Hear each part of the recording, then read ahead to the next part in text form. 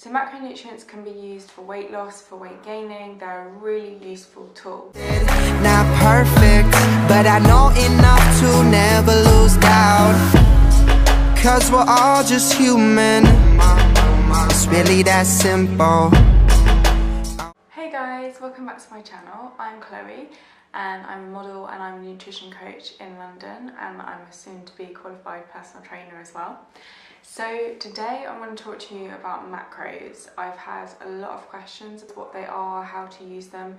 So macronutrients can be used for weight loss, for weight gaining. They're a really useful tool. So I'm just going to go through what they are and how you can use them to reach your goals. Macro means large and micro means small. So there's micronutrients, which are like your vitamins, and then there's macronutrients, which are the bigger nutrients. So there are three types of macronutrients. There's protein, carbs and fats. There is alcohol as well, but we're not going to talk about that today. We're going to talk about proteins, fats and carbs. Macronutrients are what make up the calories. They are what your calories are made of. So if you have 1,000 calories, it could be 1,000 calories of protein, fats and carbs, or just protein, or just fat, or just carbs. So your calories are made up of macronutrients. We all have a total daily energy expenditure, but everyone has a different one because it can vary person to person depending how active you are, depending how much exercise you do. So when you're working out your macronutrients, that is the first thing to consider. Manipulate your macronutrients to get the goals you want. And if you look at bodybuilders and athletes, they can really fine-tune macronutrients to get the type of figure or the energy they need for their workout, or the way they want their body to respond to food by manipulating their macronutrients. For the day-to-day person, you don't really need to manipulate them that much, but they can be very useful to reach your goals. The first thing you do is find out your maintenance calories, and to do that you find out what your basal metabolic rate, your BMR, or some people call it your RMR, your resting metabolic rate. That is basically what your metabolic rate is if you're doing absolutely nothing. So if you're in a coma or you sat on a sofa all day long and did absolutely nothing, what your body needs just to survive. And every single person has a different BMR, so that's the first thing you need to work out. Now, this is why when you buy or you look at other people's food plans, or you buy these generic meal plans online, they won't work for you because every single person has a different BMR or RML, whatever you want to call it. So we all have a different calorie need. So if you are copying other people's meal plans, or they offer you one, they make you pay for one that they've just made that every single person can use, that is probably why your results won't last, or you'll only get short-term results, because you need a specific amount of calories for you personally, and from that you can then manipulate it to work out your goals. So whether that's weight loss, muscle gain, weight gain. So we should never ever share calories. Like, you should never share, you guys should never copy what I have, and you should never copy what someone else does, because you have your own unique RMR. And this is why I don't use MyFitnessPal to work out my macronutrients, because they don't actually take that into consideration. For me personally, I'm trying to gain muscle, so I have used macronutrients myself to gain muscle and also to not gain too much fat. So here is a picture of my before and after. This is what I've used macronutrients for. I use macronutrients for my clients as well, so it's very useful for weight loss. You then work out your maintenance calories. So this will depend on your age, your gender, your height, your weight, your activity level, so your TDEE, which I spoke about earlier. So those factors will decide what your maintenance calories are. Once you've worked all of this out, that is when you either add calories or decrease calories from your maintenance. So once the maintenance is worked out, which takes into consideration your BMR, which I've spoken about, and your TDEE, which I just spoke about, you then can either reduce the calories to lose weight or increase to gain muscle, or just weight in general.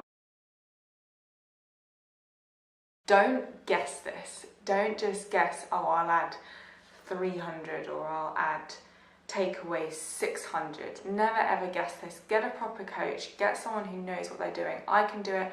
I do macronutrient profiling for my clients, so I have an email below. I can work it out for you with a proper formula, not just an app working it out for you, which doesn't take things in consideration.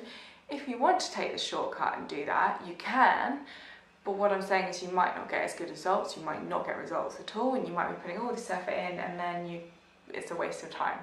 So I definitely recommend getting a coach. Most personal trainers know about it, although I've seen it where people do a personal training course and the nutrition module is very small and they come out and they don't know a lot about nutrition. So I've actually done a nutrition qualification myself, and then I'm going to be doing personal training on top of that.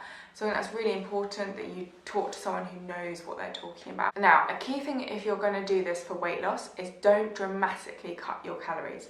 You want to keep your calories as high as you can, but still lose weight, so lose 1 to 2 pounds a week. The reason is because if you dramatically drop your calories, then your body will drop weight, but then you'll plateau and then you'll have to drop even more. And your energy will be so low that you will not work out as well, which means that you'll not probably get the results you want. I'm guessing you probably want to tone up as well, and you don't just want to have like flabby skin, so your energy will be low. Not only that, this relates back to caveman time, so your body will go, oh my god, why have I gone into starvation mode? Okay, I'm going to slow the metabolism down. I'm going to hold on to this fat to preserve it. It's just natural. Your body is cleverer than you, remember that. And your body wants to survive. So when you take away hundreds of calories from it, especially females, because we are made to have babies, so the body goes, oh my god, I need to hold on to this fat to basically, if I'm going to give birth or anything like that. So don't dramatically cut your calories. And actually it's the same for bulking, for me gaining muscle. I didn't just add on 600 calories. I added it very slowly so that I could gain as little fat as possible. Once you've worked out your calories, what are the macronutrients going to be? How many carbs am I going to have, and how much fat and how much protein of those calories? So let's take me as an example. So when I added my calories to my maintenance and what I'm now eating to gain muscle, remember, do not take my macros because they are personal to me, my height, my age, my TDE and my BMR. But I am on about 1,900 to 2,000 calories a day. So I then have to, from those calories, work out the split. There is no perfect split, sorry to say. It's not 35% fat, 35% carbs and 35% protein. It's not 40 protein, 40 carb and 20 fat. Every single person is different. Some people are really good on high carb diets. I know a lot of vegans who are really good on high carb diets. Some people are really good on high fat diets, and some people are really good on high protein. So you're just going to have to experiment. I mean, the best split to do at first is just do an even split. Protein has 4 calories per gram, carbohydrate has 4 calories per gram, and fats have 9 calories per gram. So if you want to grab your pen and paper, because that might confuse you, but to write that down, that is what each macronutrient, how many calories they hold. So as I said before, 1,900 calories to 2,000 a day is what I'm going to be eating. So I like protein containing foods. So I actually have a lot of protein. And I, for myself, am having around 190 grams of carbs, 170 to 190. Fats are about 50 to 60, and my protein is around 160, but this is personally to me. The general guide is to have 1.2 grams of protein per pound of body weight. So let's just say you're 130 pounds, you should be having about 140 grams of protein a day. So you've got that, and then times that by 4, because there are 4 calories in 1 gram of protein. Those are your calories for protein. Next, work out your fats and then work out your carbs. If this is getting too complicated, I definitely recommend getting someone to do this to you, but I've had so many questions that I want to explain this, how it's done properly. Stick to your macros for at least 4 weeks. See how they go and track them. I recommend MyFitnessPal, and I'm going to be doing a video next week on how to use MyFitnessPal to track your macros and track your food, and see how it goes. If it doesn't work well, if you've got low energy, then swap things around. Don't change the calories, swap the macros around a bit and see what happens, because it might be that your body's not responding well to fats, it might be that your body needs more carbs, it might be that it needs less carbs, it needs more fats. So play around. Try and not have all your macros like in the evening or something if your workout's in the morning. So have your food and your carbs around that workout and your proteins so you can fuel it and give it a good workout and then restore your muscles after. And remember what I said, do not bring your calories too low because it will cause metabolic damage and you don't want to do that. You just want to slowly bring it down and try and keep them as high as possible and do some cardio on top of that, some weight training to bring your calories down further through exercise rather than through food. The main thing I want to say as well is don't exclude food groups. There is no need, unless you've had a proper, not just one you buy online or something like that, a proper intolerance test done by a practitioner, a dietitian or a gastroenterologist. Don't exclude any food groups. Another top tip is to not forget about your fibre. A female should be having 25 to 35 grams of fibre a day. Now, this is really important because if your fibre is lower than that, but your carbs are high, it means that your carbs are coming from processed foods. So the key thing with macros is you may think, okay, I'll just fill all those macros with donuts and chocolates. As long as I hit those macros, I'll lose weight. Yeah, that is right, or you gain weight.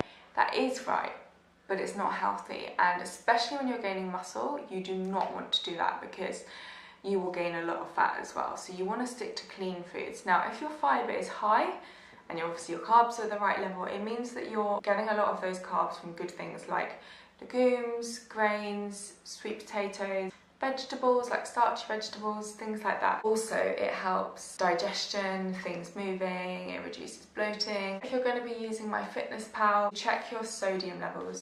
If you are tracking, you want to make sure you're not having too much sodium. Again, this comes from processed foods because it can make you hold more water, which will make you appear bigger and it will make the scales say that you weigh more when actually it's just water, it's not even fat.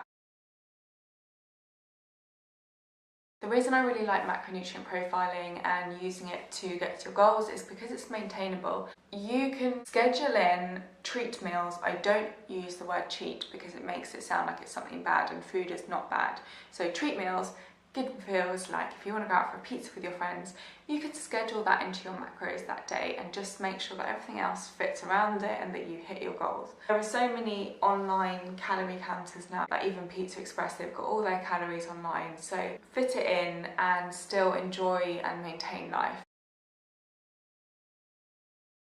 You don't need to track macros forever because trust me, when you've done it for 4 weeks, you just get to know what 40 grams or something looks like. Like I know what my cereal 30 grams is. I know by eyeballing it, and I can tell through the day, even if I haven't tracked anything, whether I've hit my macros or not now. It will become a lot easier for you and you'll be shocked when you first do it, especially females, you'll probably find you're under eating, and that is the reason that you're not losing weight and you're not reaching your goals.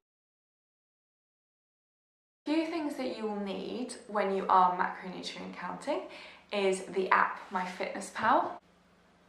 I'm going to do a video next week, so watch out for that, and I will show you how to use that. Some little tricks that will really help you. You'll also need some kitchen scales. These are really cheap, you can get them from Amazon or wherever. I'll leave a link below, but you will need them to weigh your food. And another tip for you when weighing your food is whether it's uncooked or cooked. When you type in your chicken breast, are you typing in cooked or uncooked? Because they are very different weights. The same with potatoes. If you're putting in cooked potatoes and you're weighing uncooked, they're totally different. Don't go by the goals that MyFitnessPal gives you. You need to use the ones that you've worked out for you or a coach has worked out for you. Because I found that when I put my stuff in, MyFitnessPal's macros for me were totally off, and I didn't like the split that they'd given me either. The last thing I just want to add about macro counting as well is that you don't need to hit your exactly every single day unless you're a bodybuilder and you're about to go on stage, because if you start trying to hit your macros every single day, it can become an obsession, it can become unhealthy. So as long as you can, if you can't go a day without tracking and eating food, and you feel panicked when you can't track, there's something wrong. You need to address that. If you can happily go a week without tracking, you can go on holiday, forget about tracking, and you're absolutely fine, then that's good. So I can go 2 days, whatever, and I don't track, and I don't feel any panic, I don't feel any food guilt. And that shows that I'm not addicted to it. So if you can't go without tracking, you get panicked, then it's not for you. One of the things I really like about macro tracking is it can prevent binge eating. A lot of women suffer from binge eating because they deprive themselves so much and then they start eating something sweet or something they enjoy, and then they're like, oh, stuff it, I've ruined the diet now, I'll just binge. And a lot of people don't eat through the day because they starve themselves and then they binge in the evenings, and it's really unhealthy. So I find with macros, I've seen in a lot of my clients as well, that it's given them a better relationship with food, they felt more relaxed around it, and they can fit foods that they enjoy into their macros without a food guilt. So if they want to go for a burger, they can. But the thing is, I think that's important to remember, is balance. So not using that as an excuse to go and eat rubbish every single day. It's about saying, okay, once a week if I want to go out I can, if I want to have a glass of wine I can, and if I go over my macros 1 day a week, it's not the end of the world. It is the end of the world if you're a bodybuilder and you're about to go on stage, but you're probably watching this when you're not. And for me, bulking as well, like, you might think it's not as big deal, but it is really important because I want to gain lean muscle, I don't want to gain fat. I want to gain as little fat as possible, but being in a surplus means you will gain a little fat. So if you're watching this and you want to gain, I'd just say it's really important when doing this, even if you're on a high calorie amount, is to try and eat nutrient dense foods. I don't really like the word clean, I like the word nutrient dense. So foods that are really good for you, they've got lots of nutrients in, rather than like cookies and burgers. Burgers are good if you make them yourself, by the way, but I mean like McDonald's burgers, for example. So I hope that helped you guys. As I said, next week I'm going to try and get a video up about MyFitnessPal. I've recorded this before my personal training course, so when you guys watch this, I'll be on my course. So there's going to be lots more coming. I will keep you updated with my bulking series and how my weight gain's going. And of course there's going to be some fitness videos coming soon because I want to know a lot more about fitness. And I hope that helped you. Remember to just give this video a big thumbs up if you did, and subscribe, the button's up there. And all my social media links are down below, so if you've got any questions, contact me. If you want any questions about macronutrient profiling and nutrition coaching, my email's down below, so just drop me an email. And I will see you guys next week. Bye! Went to Sainsbury's and ended up doing a massive food shop because I don't actually get many days like this. This is a really quiet day for me, and I found some really good stuff. So I thought I would actually show you what I got. So I'm also starving because the last time I ate was that snack. So I'm going to quickly show you what I got and also get some food.